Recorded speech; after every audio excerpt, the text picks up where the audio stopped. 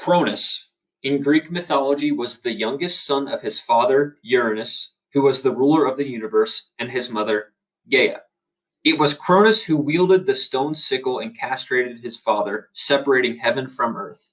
This allowed him to assume power as ruler of the universe. Cronus assumed the throne and took his oldest sister, Rhea, as his consort. Cronus, fearing that his children would attempt to seize power from him as he did with his father, consumed each one of his children as they were born. He and Rhea had 5 children: Hestia, Demeter, Hera, Hades, and Poseidon, all of whom were swallowed by Cronus upon birth. Rhea, being unable to see her children devoured in front of her any longer, devised a plan to make sure their 6th child, Zeus, was not consumed. When Zeus grew up and became powerful, he ended up taking power from his father. And he freed his consumed siblings by sneakily giving Cronus a substance that caused him to purge and vomit up Zeus's now fully grown siblings.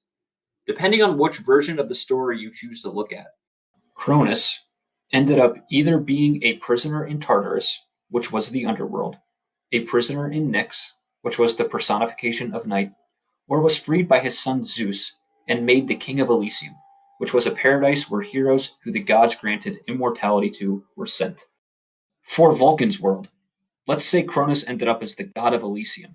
It's only fitting that the god of the mythological Elysium is the validation authority of the Elysium blockchain. Elysium will be validated using a proof of authority consensus mechanism. Remember before how we said that certain nodes validate the transactions occurring in each block, then add that block to the previous blocks in the chain? In Elysium, these Cronus nodes are the physical nodes that will contain the hardware and software necessary to perform these validations and run the Elysium network. Ultimately, Cronus nodes are the authority nodes and the validation nodes, and there will be a maximum of 51. So, who will be running the Cronus nodes?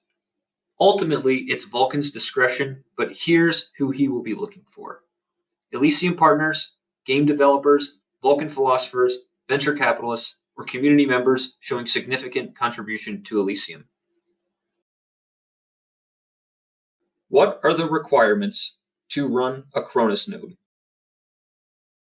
To run a Cronus node, you must complete full Know Your Client verification and be approved by the Elysium and Vulcan Forge compliance team. Host your node hardware using a 100% carbon neutral solution.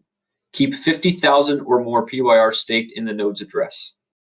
If the Cronus node owner moves or spends PYR, causing the staked amount to fall below 50,000 PYR, that Cronus node owner will be disqualified and replaced by a candidate from the waiting list. If a node owner is a Vulcan philosopher, you can use the PYR required to be a philosopher to stake in your Cronus node.